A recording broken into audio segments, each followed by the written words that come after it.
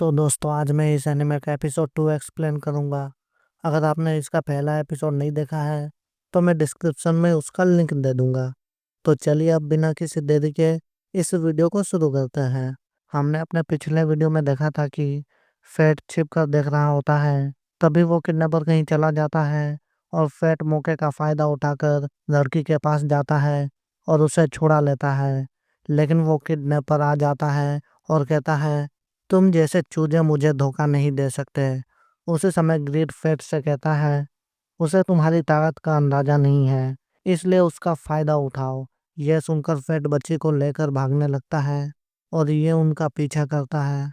और जैसे ही ये किडनैपर बॉक्सेस के पास आता है, फेट उन बॉक्सेस को गिरा देता है और उस पर अपना हमला करता है।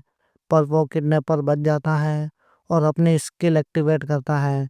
यह देखकर फेट उस पर दोबारा हमला करता है और वो किडनैपर भी हमला करता है, पर उसकी तलवार टूट जाती है और उसे चोट लग जाती है। तभी फेट पूछता है कि उसने ये सब किसके कहने पर किया है। वो किडनैपर पहले तो नहीं बताता, पर जैसे ही फेट उसे थोड़ा टॉर्चर करता है, वो बता देता है कि यह सब उसने हाडो के कहने पर किया है। तभी सीन शिफ्ट होता है।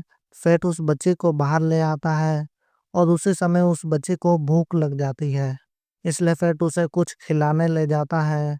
वैसे इस बच्चे का नाम सहारा है और जब ये खा रही होती है, ये रोना शुरू कर देती है क्योंकि उसने आज तक इतनी अच्छी चीज नहीं खाई थी।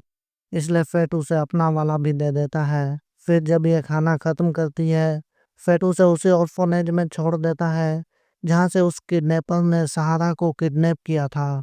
तभी वो सिस्टर फेट को शुक्रिया बोलती है, पर फेट को समझ नहीं आता कि वो क्या कहे क्योंकि आज तक किसी ने भी उसे शुक्रिया नहीं कहा।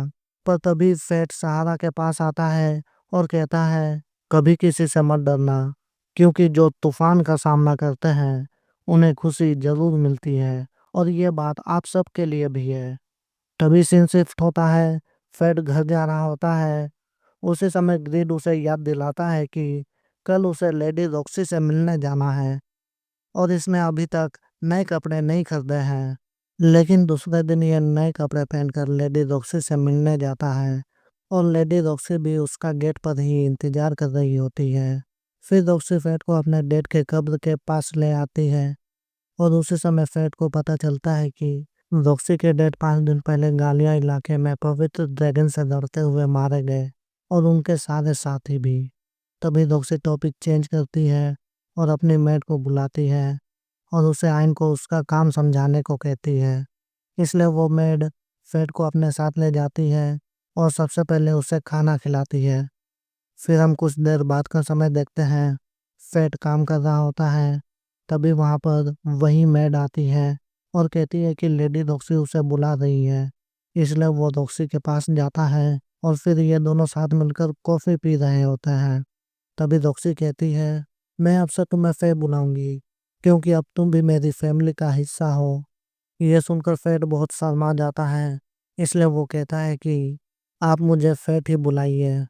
पर रॉक्सी उसकी बात नहीं मानती। तभी फेट अचानक से बेहोश हो जाता है। तभी सीन शिफ्ट होता है। फेट जाग चुका होता है और अपनी तलवार से पूछता है कि वो अचानक से बेहोश कैसे हो गया। तभी ग्रीड बताता है कि ग्लटनी स्किल एक बार एक्टिवेट हो गई तो उसे रोका नहीं जा सकता। ये फेट की किस्मत है कि अब उसे आत्माओं को खाकर अपना पेट भरना होगा। तभी फेट पूछता है, अगर मैंने ऐसा नहीं किया तो क्या होगा। इसमें ग्रीड बताता है कि अगर उसने ऐसा नहीं किया तो फिर वो भूख से मर जाएगा या फिर बेकाबू होकर किसी पर भी हमला कर देगा। फेट इसका कोई सॉल्यूशन पूछता है। इसमें ग्रीड बताता है कि ठीक है, फिर अब जब भी तुम बेकाबू होने वाले होगे तब मैं तुम्हें बता दूंगा। उस समय तुम्हारी आंखें पूरी लाल हो जाएंगी। फिर वो आईने में देखता है और उसकी पूरी आंखें लाल हो चुकी होती हैं। इसलिए वो एक कपड़ा अपने ऊपर लपेटता है और शिकार के लिए चला जाता है और फिर वो बहुत से गोब्लिन्स को मारता है और तब जाके उसकी भूख थोड़ी शांत होती है। तभी उसे एक बड़े गोब्लिन का एहसास होता है और वो उस गोब्लिन के पास जाके उसे भी मार देता है। फिर वो कुछ देर आराम करता है। तभी वहां पर एक बड़ा सा गोब्लिन आ जाता है और फेट छिप जाता है। फिर जैसे ही गोब्लिन किंग अपना खाना खा रहा होता है, फेट उसके पीछे आ जाता है और उस पर हमला कर देता है और उसका एक हाथ काट लेता है। यह देखकर गॉब्लिन किंग को बहुत गुस्सा आता है और वो भी अपना हमला करता है, पर फेट उसके हर हमले से बच जाता है और उस पर दोबारा हमला करता है।